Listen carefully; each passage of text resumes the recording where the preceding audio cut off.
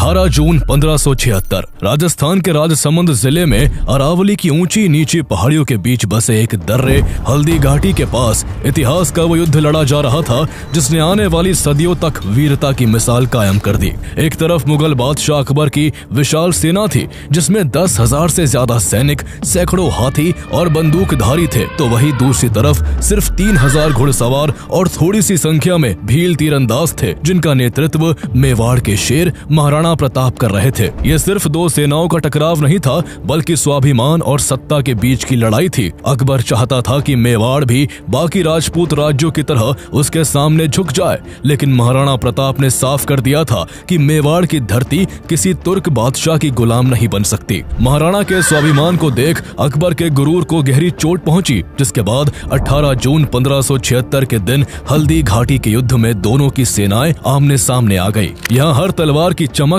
हर तीर की चोट और हर योद्धा की हुंकार इस बात की गवाही दे रही थी कि राणा की सेना अपनी आखिरी सांस तक धरती माँ की रक्षा करेगी। युद्ध भूमि पर महाराणा प्रताप का घोड़ा चेतक गरज रहा था, जिसकी छलांगे दुश्मन की रगों में खून जमा देती थी। जब महाराणा ने चेतक को मान सिंह के हाथी की ओर दौड़ाया और भाले का वार किया तो पूरा मैदान सन्न रह गया। दुश्मन की भीड़ के बीच महाराणा प्रताप ऐसे लड़े मानो कोई इंसान नहीं बल्कि खुद अरावली का शेर कूद पड़ा हो। ये युद्ध इतना भयंकर था कि हल्दी घाटी, जिसका ये नाम उसकी मिट्टी के पीले होने की वजह से पड़ा था, उस दिन ये मिट्टी लहू से लाल हो गई। लेकिन क्या महाराणा प्रताप मुगल बादशाह अकबर की विशाल शक्ति को रोक पाए? चेतक ने अपनी आखिरी सांस तक कैसे राणा की जान बचाई? हल्दी घाटी के बाद किस तरह प्रताप ने गुरिल्ला युद्ध से मुगल सेना को घुटनों पर ला दिया? आइए जानते हैं महाराणा प्रताप की वो अमर गाथा जो आज भी हर भारतीय के दिल में जोश और गर्व की लहर पैदा कर देती है। मेवाड़ का गौरव और स्वाभिमान सदियों से चमकता आ रहा था, लेकिन 16वीं सेंचुरी में जब मुगल एम्पायर भारत में अपनी जड़ें जमाने लगा तब मेवाड़ को इस गौरव की सबसे कठिन परीक्षा से गुजरना पड़ा। सेंट्रल एशिया के फरगना से आए तैमूर लंग के वंशज बाबर ने 1526 में फर्स्ट बैटल ऑफ पानीपत में इब्राहिम लोदी को हराकर दिल्ली सल्तनत पर कब्जा कर लिया और भारत में मुगल साम्राज्य की नींव रखी। 1530 में बाबर की मौत के बाद उसका बेटा हुमायूं गद्दी पर बैठा, लेकिन उसका शासन अनस्टेबल रहा। 1540 में शेरशाह सूरी ने उसे हराकर एग्जाइल में भेज दिया। इसी दौरान 9 मई 1540 को मेवाड़ के राणा उदय सिंह और उनकी पहली रानी जयवंता बाई के घर एक बेटे का जन्म हुआ जिसका नाम प्रताप रखा गया। ये मेवाड़ के लिए एक नए युग की शुरुआत थी। प्रताप की माँ एक कृष्ण भक्त थी, इसलिए उन्होंने प्रताप को बचपन से ही महाभारत की कथाएं, भगवान कृष्ण की शिक्षाएं और एथिकल वैल्यूज सिखाई। साथ ही प्रताप को अपने ग्रैंडफादर राणा सांगा और ग्रेट एंसेस्टर बप्पा रावल की वीरता की कहानियां भी सुनाई जाती। राणा सांगा ने फॉरेन इन्वेडर्स के खिलाफ मेवाड़ की रक्षा की थी और बप्पा रावल ने मेवाड़ को एक पावरफुल राज्य बनाया था। इन स्टोरीज ने प्रताप के मन में देशभक्ति और स्वाभिमान की गहरी जड़ें डाल दी। प्रताप का बचपन गुरुकुल और भील समुदाय के बीच बीता। सुबह वो गुरुकुल में वेद, शास्त्र और युद्ध कला सीखते और दोपहर में भीलों की बस्तियों में चले जाते। भील उन्हें प्यार से कीका कहते थे क्योंकि उनकी कम्युनिटी में बेटों को इसी नाम से पुकारा जाता था। भीलों के बीच रहते हुए प्रताप फिजिकली और मेंटली मजबूत होते गए। बहुत कम उम्र में ही वो घोड़ा दौड़ाने, तेज तर्रार तरीके से तलवार चलाने और तीरंदाजी में महारत हासिल कर चुके थे। उनका साहस देखकर लोग दंग रह जाते थे। राणा उदय सिंह के सबसे बड़े बेटे होने के नाते उन्हें राज्य में युवराज की उपाधि मिली और वो आम जनता के बीच इस तरह से घुल मिल गए कि उनकी पॉपुलैरिटी छोटी सी उम्र से ही बढ़ने लगी। उसी बीच राजस्थान की धरती से थोड़ी ही दूर सिंध के अमरकोट में 1542 में हुमायूं के बेटे जलालुद्दीन अकबर का जन्म होता है। अकबर को 1556 में सिर्फ 13 वर्ष की उम्र में ही दिल्ली की गद्दी पर बैठा दिया जाता है। चूंकि अकबर उम्र में छोटा था इसलिए असली शक्ति उसके रीजेंट बैरम खान के पास थी, लेकिन जल्द ही अकबर ने बैरम खान को हटाकर पूरी पावर अपने हाथों में ले ली और अपनी एक्सपेंशनिस्ट पॉलिसी के तहत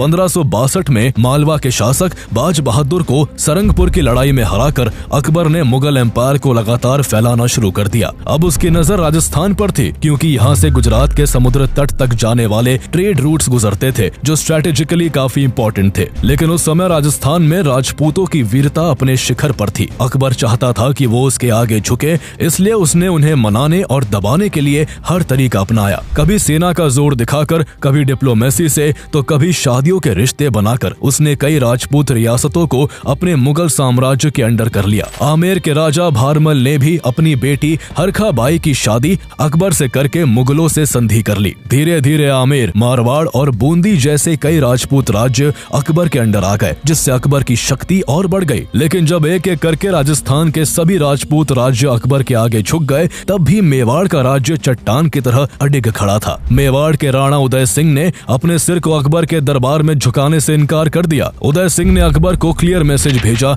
कि वो केवल भगवान एकलिंग जी के दीवान हैं और किसी मानव शासक के अधीन रहना वो कभी स्वीकार नहीं करेंगे। इस जवाब से अकबर गुस्से से आग बबूला हो गया और उसने तय किया कि वो मेवाड़ को अपने कंट्रोल में लेकर ही रहेगा। अकबर ने मेवाड़ के चित्तौड़गढ़ किले की घेराबंदी का प्लान बनाया। ये फोर्ट अपनी नेचुरल पोजीशन और मजबूत दीवारों के कारण इम्पेनेट्रेबल माना जाता था। इसकी ऊंची पहाड़ियां, खड़ी ढलानें और विशाल दीवारें इसे लगभग अजय बनाती थी। अकबर की सेना ने सीधे अटैक के बजाय लंबी घेराबंदी की स्ट्रेटेजी अपनाई और फोर्ट के चारों ओर घेरा डालकर मिट्टी के टीले बनवाए, तोपों से हमले किए और सुरंगों में बारूद भरकर विस्फोट किए। कई महीनों की घेराबंदी और बारूदी हमलों की वजह से आखिरकार किले की दीवारें टूट गई और मुगल सेना अंदर घुस गई। लेकिन शौर्य और पराक्रम से भरे राजपूतों ने हार मानने के बजाय अपने सम्मान और धर्म की रक्षा के लिए एक भयंकर लड़ाई लड़ी। जयमल राठौड़ और पत्ता सिसोदिया जैसे ब्रेव सोल्जर्स ने केसरिया कपड़े पहनकर अपनी आखिरी सांस तक लड़ाई लड़ी। जब ये साफ हो गया कि अकबर की विशाल सेना के आगे टिकना असंभव है, तो राजपूत महिलाओं ने जौहर की आग में कूदकर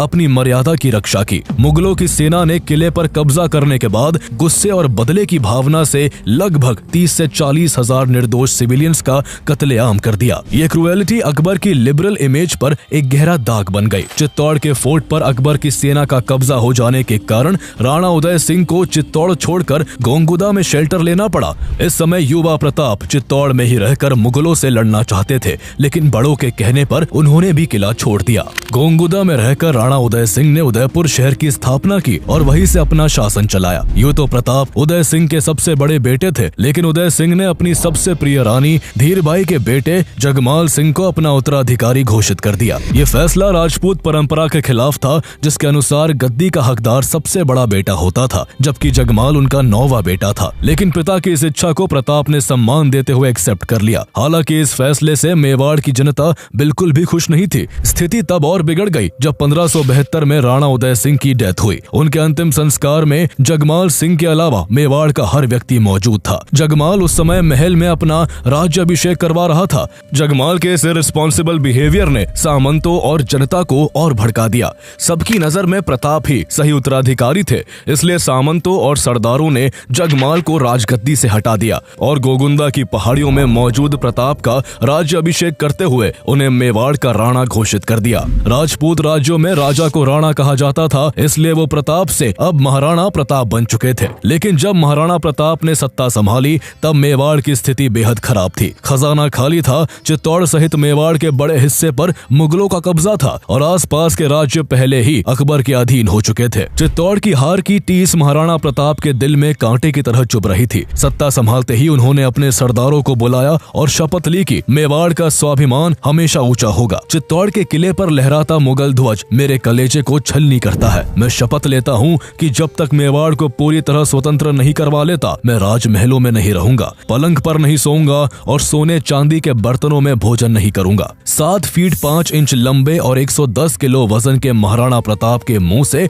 शेर की हुंकार की तरह बरसते इन शब्दों ने सरदारों में ऐसा जोश भर दिया कि वो अब किसी से भी टकराने को तैयार थे। इसके बाद महाराणा प्रताप ने सबसे पहले अपने डिफेंसेस मजबूत किए। उन्हें मालूम था कि कभी न कभी मुगलों से युद्ध होना ही है, इसलिए उन्होंने मेवाड़ में 56 और गोड़वाड़ के इलाकों पर अपनी पकड़ मजबूत की और साथ ही अरावली के जंगलों में रहने वाले भीलों से अपने पुराने रिश्ते और गहरे किए। लोहारों को नए हथियार बनाने का जिम्मा सौंपा गया। सरदारों को लगातार युद्ध कला की प्रैक्टिस करवाई गई और जनता में अपनी मातृभूमि के लिए बलिदान की भावना जगाई गई। इस दौरान अकबर को जब महाराणा प्रताप की तैयारियों की खबर मिली तो वो भी हैरान रह गया। वो जानता था कि महाराणा प्रताप बाकी राजपूत राजाओं की तरह आसानी आसानी से सरेंडर नहीं करेंगे, इसलिए उसने फोर्सफुल अटैक के बजाय पहले डिप्लोमेसी का सहारा लिया। 1573 में उसने अपने दरबारी जलाल खान कोर्ची को मेवाड़ भेजा, जिसने महाराणा प्रताप से मुगलों की अधीनता स्वीकार करने की अपील की, लेकिन प्रताप ने साफ इनकार कर दिया। इसके बाद अकबर ने अपने कोर्ट के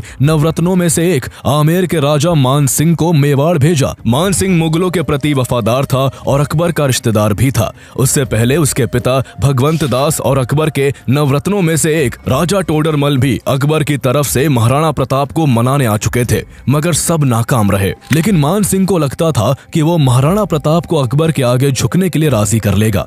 इसी कोशिश में वो उदयपुर आता है, जहां महाराणा प्रताप के पुत्र अमर सिंह उसका भव्य स्वागत करते हैं। उदय सागर झील के पास एक टीले पर मान सिंह के लिए दावत का इंतजाम होता है, जहां सोने चांदी की थालियों में खाना परोसा जाता है।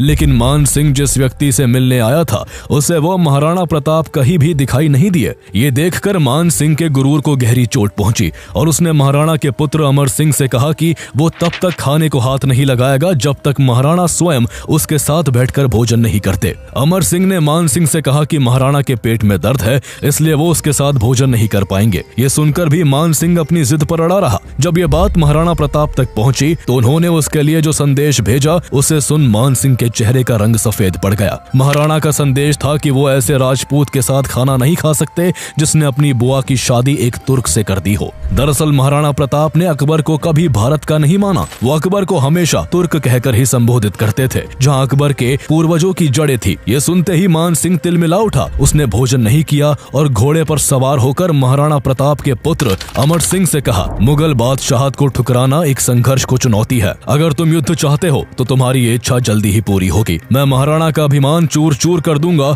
अब हमारी अगली मुलाकात युद्ध भूमि में होगी। तभी अमर सिंह के साथ खड़े भीम सिंह डोडिया ने मान सिंह से व्यंग्य में कहा, जब लड़ने आओ तो अपने फूफा अकबर को साथ लाना मत भूलना। ये सुन मान सिंह और बुरी तरह से बौखला गया। कहते हैं कि मान सिंह के जाने के बाद महाराणा प्रताप ने उन बर्तनों को धुलवाया जिनमें उसे खाना परोसा गया था, ताकि उनकी नजरों में उस पाप को धोया जा सके जो पाप मान सिंह ने अपनी बुआ की अकबर से शादी करवा कर किया था। जब मान सिंह ने अकबर के दरबार में पहुंचकर महाराणा प्रताप द्वारा किए गए ह्यूमिलिएशन की कहानी सुनाई तो अकबर आग बबूला हो उठा। इससे पहले भी वो कई दूतों को भेज चुका था, लेकिन हर बार महाराणा प्रताप ने मुगलों के आगे झुकने से साफ इनकार कर दिया था। गुस्से से भरे अकबर ने अब मेवाड़ को सबक सिखाने की ठान ली। उसने मेवाड़ को अधीन करने के लिए मान सिंह को सेना को लीड करने की जिम्मेदारी सौंप दी। अब तक अकबर के पाले में महाराणा प्रताप के दो भाई भी थे।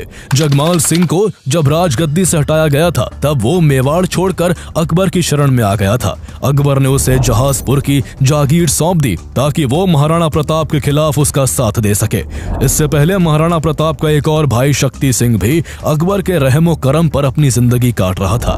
इस तरह महाराणा प्रताप के दो भाई दुश्मन से हाथ मिला चुके थे। मान सिंह, जो पहले से ही महाराणा द्वारा किए गए अपमान की आग में जल रहा था, उसकी लीडरशिप में एक विशाल मुगल सेना तैयार की जाती है, जिसमें करीब 10,000 सैनिक, सैकड़ों हाथी, घुड़सवार, तीरंदाज और बंदूकधारी भी थे। इस सेना में आसफ खान को सेकंड कमांडर अपॉइंट किया गया था। सेना में गाजी खान बादाख्शी, सैयद अहमद बरहा, काजी खान, मेहतर खान और अली मुराद जैसे कई जाने माने मुस्लिम वॉरियर शामिल थे, जबकि लोनकरण कछवाहा, माधव सिंह और जगन्नाथ कछवाहा जैसे कई राजपूत सरदार भी मुगल सेना की तरफ से महाराणा प्रताप के खिलाफ लड़ने वाले थे। मुगल सेना मेवाड़ के नॉर्थ ईस्टर्न पार्ट से एंट्री करते हुए मांडलगढ़ के कस्बे में डेरा डालकर युद्ध की तैयारी में जुट गई। इधर महाराणा प्रताप पहले से ही युद्ध का इंतजार कर रहे थे। मेवाड़ की सेना गोंगुदा में अपनी स्ट्रेटेजी बना रही थी। महाराणा प्रताप की सेना में करीब 3,000 घुड़सवार और 400 भील तीरंदाज थे। देखा जाए तो मुगल सेना महाराणा प्रताप की सेना से 4 गुना बड़ी थी, लेकिन करेज एंड परसिस्टेंस में प्रताप की सेना का कोई मुकाबला नहीं था। उनके साथ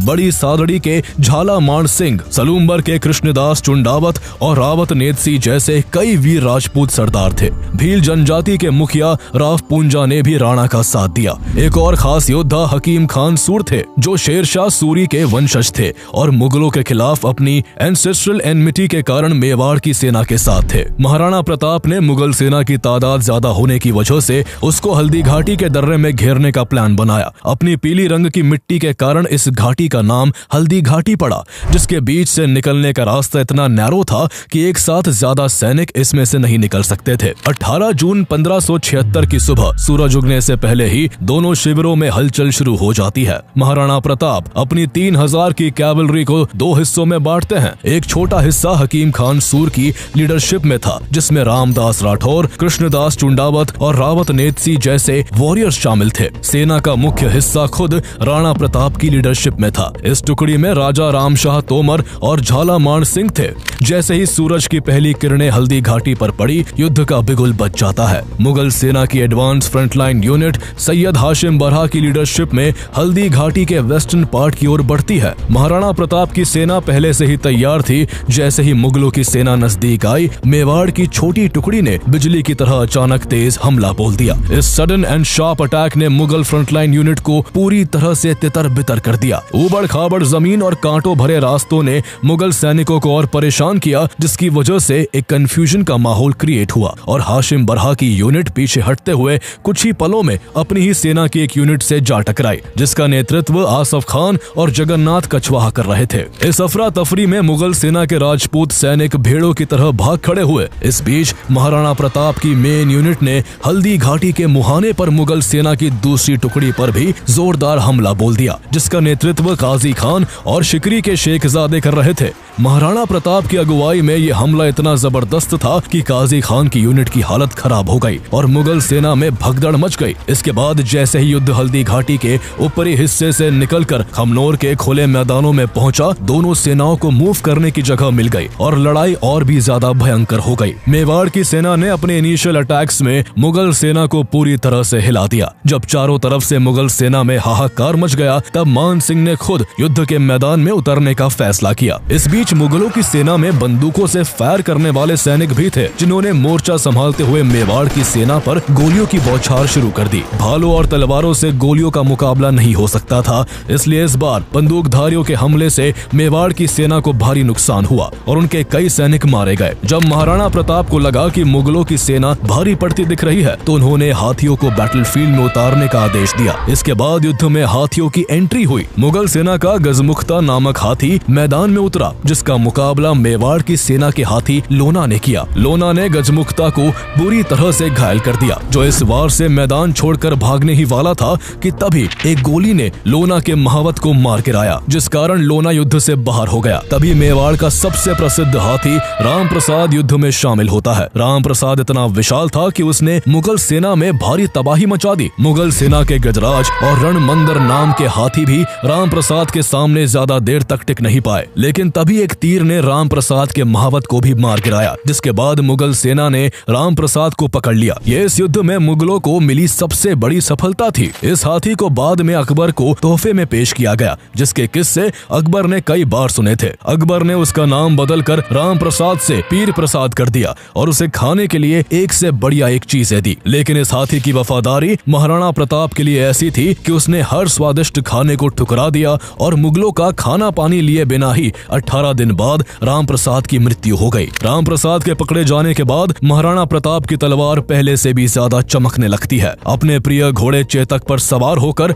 वो मुगल सेना के बीच ऐसे लड़ रहे थे जैसे कोई बिजली कड़क रही हो। उनकी तलवार जिधर घूमती, दुश्मनों के सिर धड़ से अलग हो जाते। इस बीच उनके बहादुर सरदार भीम सिंह डोडिया ने दूर से मुगल सेनापति मान सिंह को देखा, जो अपने हाथी पर बैठा युद्ध का नेतृत्व कर रहा था। भीम सिंह ने एक पल भी नहीं सोचा और मान सिंह की तरफ अपनी पूरी ताकत से भाला फेंका। भाला अपनी दिशा से थोड़ा चूक गया और मान सिंह बाल बाल बच गया। इसी बीच मुगल सोल्जर्स ने भीम सिंह को घेर लिया। अकेले होते हुए भी सरदार भीम सिंह डोडिया ने एक साथ सैकड़ों मुगल योद्धाओं से मुकाबला किया और दर्जनों मुगल सैनिकों को मिट्टी में मिलाकर वीरता से लड़ते हुए रणभूमि में अपनी जान की आहुति दे दी। भीम सिंह को गिरते हुए देखकर महाराणा प्रताप का क्रोध चरम पर पहुंच जाता है। उनकी आंखों में मान सिंह के लिए प्रतिशोध की ज्वाला भड़क उठी और वो अपने घोड़े चेतक को सीधा मान सिंह के हाथी की ओर मोड़ देते हैं। जब राणा का युद्ध घोष जय एकलिंग नाथ पूरे युद्ध के शोर को चीरता हुआ मान सिंह के कानों तक पहुंचा, तो उसकी आत्मा थर्रा उठी। चेतक ने ऐसी रफ्तार पकड़ी कि कोई भी उसे रोक नहीं सका। तलवारों, भालों और तीरों की बौछार के बीच चेतक मान सिंह के हाथी तक पहुंच गया और एक बड़ी छलांग मारते हुए चेतक ने अपने अगले पैर हाथी के दांतों पर रख दिए। इसी पल महाराणा प्रताप ने अपने लंबे भाले से मान सिंह सिंह पर जोरदार वार किया। भाला महावत को भेदता हुआ हाथी के हौदे से जा टकराया जिसमें मान सिंह छिपा हुआ था। महावत तुरंत मारा गया और हाथी बेकाबू होकर मुगल सेना के बीच भागने लगा। हाथी को बेकाबू होता देख महाराणा प्रताप को लगा कि भाले की चोट से मान सिंह भी मर गया होगा, इसलिए वो उसे छोड़कर पीछे हट गए। लेकिन ये इस युद्ध का टर्निंग पॉइंट था। अगर यहाँ मान सिंह मारा जाता तो युद्ध यही खत्म हो सकता था, लेकिन वो किस्मत से बच गया था। इस दौरान महाराणा प्रताप के घोड़े चेतक का पैर काफी जख्मी हो गया था, क्योंकि चेतक जब मान सिंह के हाथी की सूंड पर चढ़ा था तब उसकी सूंड पर तलवार बंधी थी, जिसकी तेज धार ने चेतक के पैर को घायल कर दिया था।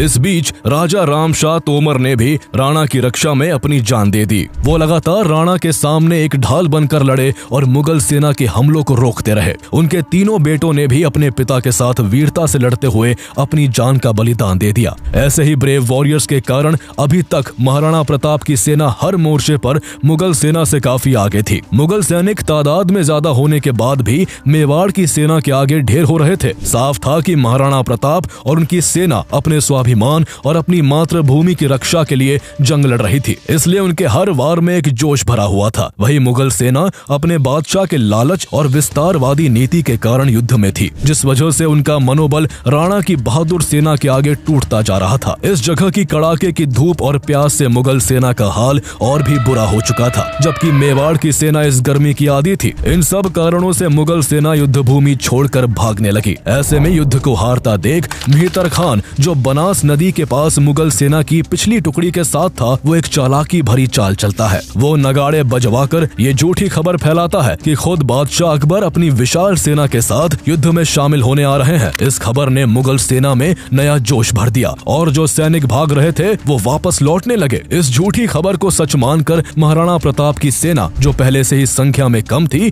उसको लगने लगा कि अगर अकबर की अतिरिक्त सेना आ गई तो उनका और भी ज्यादा नुकसान होगा। ऐसे में महाराणा प्रताप के साथी सरदारों ने उनसे अपील की कि वो खुद जंग से बाहर निकल जाए ताकि वो आगे लड़ाई जारी रख सके। ये एक टैक्टिकल रिट्रीट था, इसलिए अपने सरदारों के कई बार कहने पर महाराणा प्रताप पीछे हटने को तैयार हो गए। महाराणा के जंग से बाहर निकलने के लिए मुगल सेना का ध्यान भटकाना जरूरी था। तब युद्ध के मैदान में एक पुराना इतिहास दोहराया जाता है, खानवा का युद्ध, जो 1527 में मुगल बादशाह बाबर और महाराणा प्रताप के दादा राणा सांगा के बीच लड़ा गया था।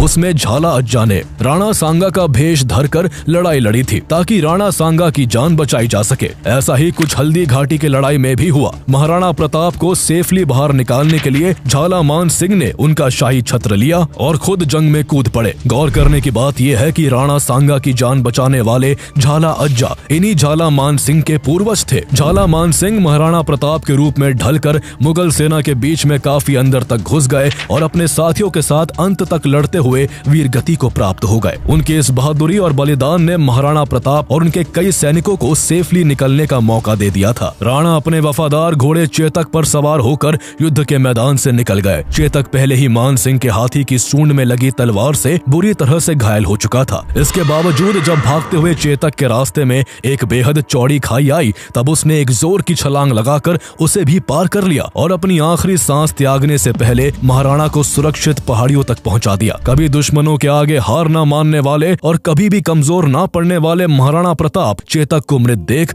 उसके ऊपर सिर रखकर रोने लगे। बाद में उन्होंने चेतक की याद में एक स्मारक बनवाया जहां उसकी मृत्यु हुई थी। मान सिंह और उसकी सेना महाराणा प्रताप से इतनी डरी हुई थी कि उन्होंने मेवाड़ की सेना का पहाड़ियों में पीछा करने की हिम्मत नहीं की। उन्हें डर था कि महाराणा की सेना पहाड़ियों में छिपकर अचानक हमला कर सकती है। अगले दिन गोंगुदा में मान सिंह और अन्य सरदारों ने डीप ट्रेंचेस खोदी और ऊंची दीवारें बनवाई ताकि राणा की सेना दोबारा हमला न कर सके। इसके बावजूद प्रताप ने गोंगुदा किले की रसद रुकवा दी, जिस वजह से किले पर तैनात मुगल सेना को खाने के लाले पड़ गए। नौबत यहाँ तक आ गई कि मुगल सैनिकों को भोजन के लिए अपने घायल घोड़ों को मारकर खाना पड़ा। महाराणा प्रताप को भले ही आगे के युद्ध के लिए कुछ कदम पीछे हटना पड़ा था, लेकिन उन्होंने अकबर के मंसूबों को नाकाम कर दिया था। अकबर का मकसद महाराणा प्रताप को जिंदा पकड़ना और मेवाड़ को मुगल साम्राज्य में मिलाने का था, लेकिन दोनों ही उद्देश्यों में अकबर की सेना नाकाम रही। इस वजह से अकबर इतना नाराज था कि जब मुगल सेना का सेनापति मान सिंह युद्ध के बाद अकबर के दरबार में पहुंचा तो नाराज अकबर ने उसके लिए अपने दरवाजे बंद कर दिए। अकबर ने इस लड़ाई के बाकी जनरलों आसफ खान और काजी खान को भी